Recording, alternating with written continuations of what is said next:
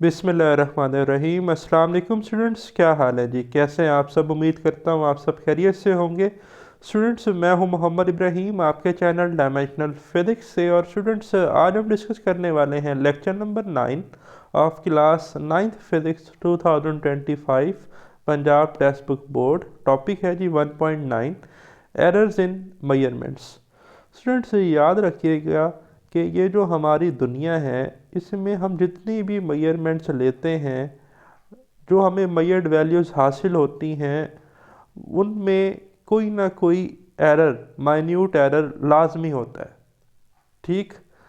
अब एरर होता क्या है, तो आप ये नोटबुक पे नोट कर लें डेफिनेशन जो मैं आपको बता रहा हूँ कि एरर है क्या। एरर स्टूडेंट हम कहते हैं the difference between the non actual value and the measured value. ठीक है, दोबारा सुन लें, difference between the non actual value and the measured value. मैं आपको एग्जांपल देता हूँ। फॉर एग्जांपल जी, आपके पास एक पेंसिल है जो 18 सेंटीमीटर लॉन्ग है। ठीक है, उसकी जो ओरिजिनल एक्चुअल लेंथ है वो कितनी है? 18 सेंटीमीटर। अब मैं आपको एक मीटर रूल देता हूँ जिसका लीस्ट काउंट 1 मिलीमीटर होता है, या सेंटीमीटर में होगा 0.1 सेंटीमीटर। अब वो 18 सेंटीमीटर लॉन्ग जो पेंसिल है, जब आप उसे मीटर रूल से मेजर करते हैं तो आपके पास उसकी लेंथ आती है 18.1 सेंटीमीटर। एक और स्टूडेंट जब उस पेंसिल की लेंथ मेजर करता है तो उसके पास लेंथ आती है 17.9 हमारे पास सेंटीमीटर। फिर एक और थर्ड स्टूडेंट जब उसकी लेंथ मेजर करता है तो उसके पास आंसर आता है 17.8 सेंटीमीटर। अब आप क्या कहेंगे कि इसमें सबसे ज़्यादा जो है जी एरर किसका है? तो आप कहेंगे कि सर जो 17.8 सेंटीमीटर बता रहा है उसकी वैल्यू में एरर सबसे ज़्यादा है, क्योंकि उसकी वैल्यू जो है वो एक्चुअल वैल्यू से बहुत ज़्यादा दूर है। ठीक है, तो मेजर्ड वैल्यू और नॉन एक्चुअल वैल्यू का जो डिफरेंस है वो एरर होता है बच्चों, ये पॉइंट याद रखना है। ठीक। अब आप देखें, measurements using tools and instruments are never perfect. ठीक है, जैसा कि मैंने आपको एग्जांपल दी 18 सेंटीमीटर लॉन्ग पेंसिल की, कि जितनी भी पैमाइश जो है हम डिफरेंट आलात से करते हैं वो कभी भी 100% ट्रू नहीं होती, एक्यूरेट नहीं होती। ठीक। They inherit some errors and differ from their values, उसमें कोई ना कोई खामियां होती हैं। ठीक है, एरर्स होते हैं। The best we shall do is to ensure that the error are as small। तो कहता है कि हम बेस्ट एक्यूरेट रीडिंग के लिए यही कर सकते हैं कि हमारा एरर जो है वो कम से कम हो, जितना रिजनेबली पॉसिबल है। ठीक। A scientific measurement should indicate the estimated error in the measured values. ठीक है, मैंने आपको बताया है कि एरर होता ही क्या है, difference between actual value and the measured value. ठीक। Usually there are 3 types of experimental error affecting the measurements. Students, आपकी बुक में 3 तरह के एरर डिस्कस किए गए हैं, तो ये तीनों एरर मिल के पेपर में याद रखिएगा लॉन्ग भी आ सकता है। तो मैंने मेंशन कर दिया है कि टॉपिक शॉर्ट और लॉन्ग क्वेश्चन दोनों में पूछा जा सकता है। ओके, कौन कौन से एरर हैं जी? ह्यूमन एरर्स, सिस्टमैटिक एरर्स और रैंडम एरर। तो तीनों टाइप्स ऑफ एरर अब हम इसमें देखेंगे। पहली बात तो ये एरर आते कैसे हैं, और दूसरी बात हम ये देखेंगे कि इन एरर को रिमूव कैसे किया जा सकता है बेहतर रीडिंग हासिल करने के लिए। तो सबसे पहले है student human error. They occur due to personal performance. ठीक है, मैं प्रोग्रामर हूँ, मैं एक ह्यूमन हूँ, मेरी पर्सनल परफॉर्मेंस की वजह से, मेरी अपनी कोताही या लापरवाही की वजह से जो एरर आएगा वो ह्यूमन एरर होगा। The limitation of human perception, such as the inability to perform estimate the position of the pointer on a scale। ठीक है जी, फॉर एग्जांपल मैं मीटर रूल से कोई जो है जी रीडिंग मेजर कर रहा हूँ और मेरा आई कांटेक्ट उसके साथ ठीक नहीं है। हमने पढ़ा था कि मीटर रूल में जो आई कांटेक्ट है वो perpendicular to the metre rule होना चाहिए, और मैं उसे किसी साइड से देख रहा हूँ तो उस रीडिंग में एरर आ जाएगा, तो वो ह्यूमन एरर होगा। इसी तरह स्टूडेंट मुझसे फॉर एग्जांपल कोई स्टूडेंट टाइम पूछता है कि सर ज़रा टाइम तो बताएं कितना होता है, तो मैं उसे कहता हूँ जी 12:10। अब जब तक मैंने उसे कहा 12:10, तो तकरीबन जब उसने मुझसे टाइम पूछा तो तब हो सकता है टाइम हो 12:11 और 30 सेकंड। ठीक, या 40 सेकंड, 20 सेकंड जो है वो तकरीबन मुझे उसे बताने में लगे। क्यों? जब उसने मुझे कहा कि सर टाइम बताएं, सबसे पहले जो है मैंने घड़ी की तरफ देखा, कुछ सेकंड तब गुजर गए। फिर जब मैंने घड़ी को देखा तो लाइट आई, लाइट आकर रिफ्लेक्ट हुई, रिफ्लेक्ट होने के बाद मेरे आई रेटिना पर पड़ी, मुझे इमेज मिला।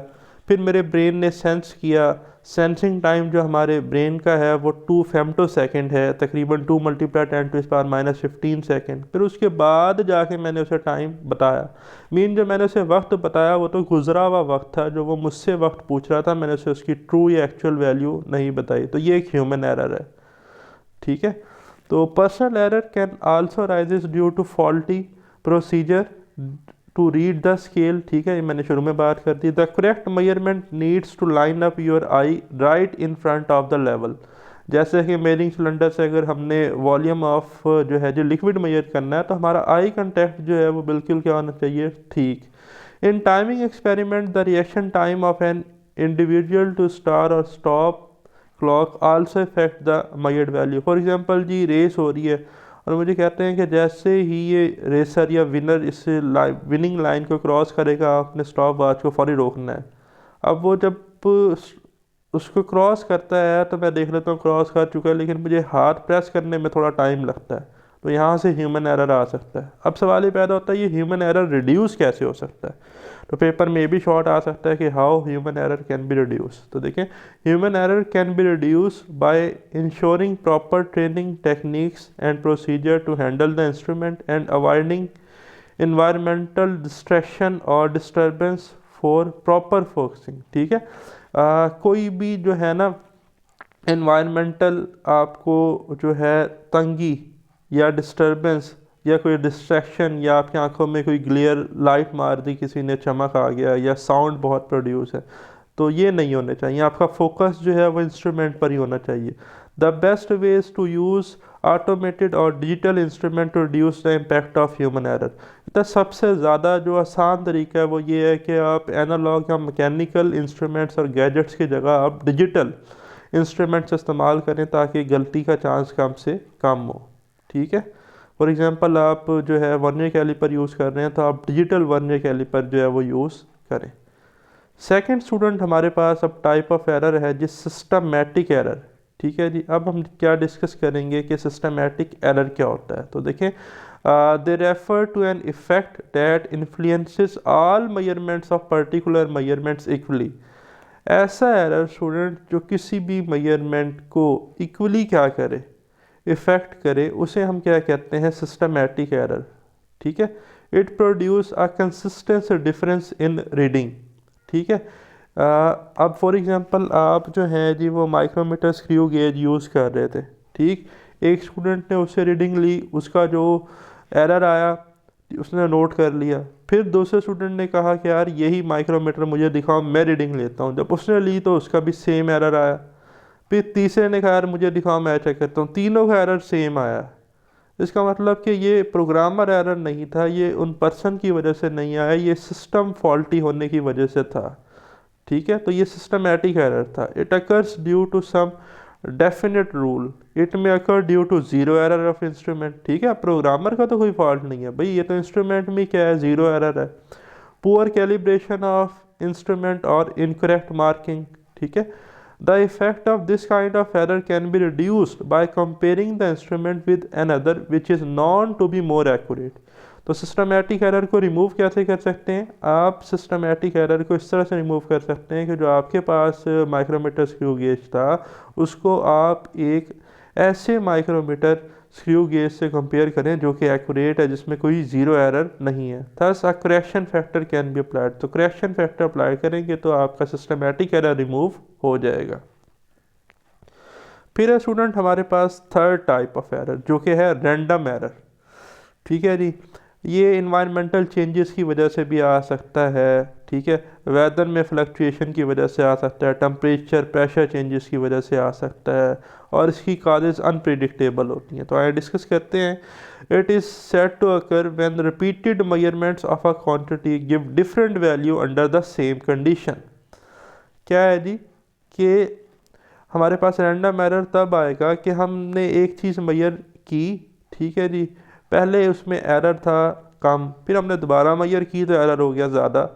तो बार बार एरर की वैल्यूज़ क्या हो रही हैं, चेंज, ठीक है, अब ये हो सकता है कि जो आपकी लेबॉर्ट्री है या मेजरिंग रूम है वहाँ पर कोई टेम्परेचर चेंजेस आ रही हो या एयर फ्रिक्शन है, कुछ भी कोई भी फैक्टर हो सकता है।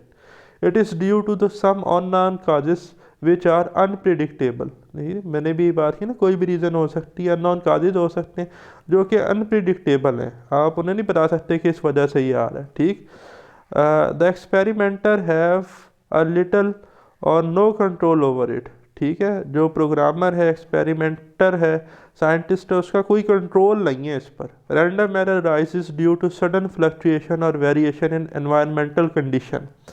ठीक है जी, जो हमारी मौसमियाती तब्दीलियां हैं उनकी वजह से ये कभी भी जो है वो आ सकता है। For example change in temperature, pressure, humidity, voltage etcetera.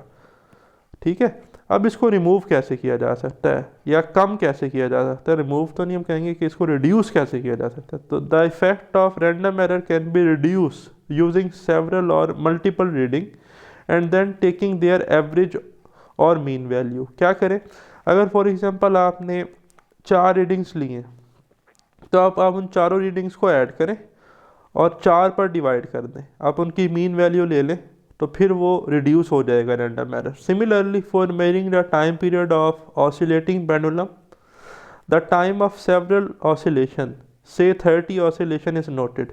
ठीक है, 30 आपने ऑसिलेशंस ली, उन 30 की 30 ऑसिलेशन, पहली ऑसिलेशन कब हुई उसका टाइम नोट कर लिया, दूसरी कब हुई नोट कर लिया, तीसरी कब हुई, सबका टाइम अलग अलग नोट कर लिया, एंड देन मीन और average value of one oscillation is determined. फिर आपने उन सारे टाइम्स को क्या किया, 30 के 30 टाइम को जमा और 30 से जब डिवाइड किया तो फिर आपको जो है वो ट्रू वैल्यू और एक्यूरेट वैल्यू मिल जाएगी विद रिड्यूस और मिनिमाइज्ड रैंडम एरर। ठीक है, ये नोट कर लीजिएगा जी। तो स्टूडेंट पेपर में अब ये शॉर्ट क्वेश्चन पूछा जा सकता है कि क्विज है हमारे पास, identify personal, systematic and random error. ठीक है, स्टेटमेंट्स गिवन होंगी, आपने आइडेंटिफाई करना होगा किस स्टेटमेंट में कौन सा एरर मौजूद है। तो फर्स्ट है योर आई लेवल में move a bit while reading the meniscus. Marine cylinder से जी जब आप वाटर का वॉल्यूम मेजर कर रहे थे तो आपकी आई जो है वो क्या हो गई, लिटिल बिट रीडिंग से ऊपर या नीचे हो गई, मूव कर गई। तो अब ये आपकी वजह से हुआ ना, तो ये पर्सनल एरर होगा। तो मैंने पहले में लिखा है PE, पर्सनल एरर। ठीक है, सेकंड है एयर करंट में cause the balance to fluctuate. Air current या कन्वेक्शन करंट इन एयर, ये वैसे थर्मल फिजिक्स की स्टोरी है, इस पर भी मैं कभी डिटेल में बात करूँगा। ठीक, तो उसकी वजह से अगर बैलेंस फ्लक्चुएट हो तो ये एनवायरमेंटल कंसर्न की वजह से है, तो इसे हम कहेंगे रैंडम एरर। ठीक है, रैंडम एरर, तो RE रैंडम एरर मैंने सेकंड पे मेंशन किया। थर्ड है द बैलेंस में नॉट बी प्रॉपरली कैलिब्रेटेड। हाँ जी, बैलेंस जो है वो प्रॉपर कैलिब्रेटेड नहीं था, सिस्टमैटिक एरर है, ये सिस्टम का फॉल्ट है। ठीक है, SE सिस्टमैटिक एरर। 4 है सम ऑफ द लिक्विड में have evaporated while it is being measured. अब देखें ना, एवेपोरेशन तो नेचुरल क्या है हमारे पास फेनोमेना, पानी जो है वो बुखारात बन के top level of water surface से ऊपर उड़ गया, तो ये क्या है, रैंडम एरर, RE। तो नोट कर लीजिएगा, फर्स्ट में पर्सनल एरर है, सेकंड में रैंडम एरर है, थर्ड में सिस्टमैटिक एरर है और फोर्थ में अगेन रैंडम एरर है। अब इस लेक्चर की एक और इन्फॉर्मेशन कि फॉर योर इन्फॉर्मेशन यहाँ पर मेंशन है, the symbol of the base units are universal independent of the language used in the written text. वो क्या कहता है स्टूडेंट कि जो आपके बेस यूनिट के सिंबल हैं, for example metre, second, ampere, वो कहता है ये दुनिया भर की जितनी भी लैंग्वेज हैं ये उन सब में से किसी के भी मोहताज नहीं है। ठीक है, आपकी बुक में इंग्लिश फॉन्ट यूज़ किया है, कहीं पे उर्दू लिखी हुई है, कहीं पे फॉर एग्जांपल अरबी है, कहीं पे फ़ारसी है, लेकिन ये जो बेस यूनिट्स हैं ये आपके हर जगह पर इनकी इम्पोर्टेंस एक जैसी है। ठीक है, ये किसी लैंग्वेज पर डिपेंड नहीं करते। ओके, ये इन्फॉर्मेशन MCQ से पूछी जा सकती है। तो ये था स्टूडेंट्स हमारा आज का वीडियो लेक्चर। अगर वीडियो पसंद आई तो बेल आइकन को लाजमी प्रेस कीजिएगा। मुझे दें इजाज़त, अल्लाह हाफिज़।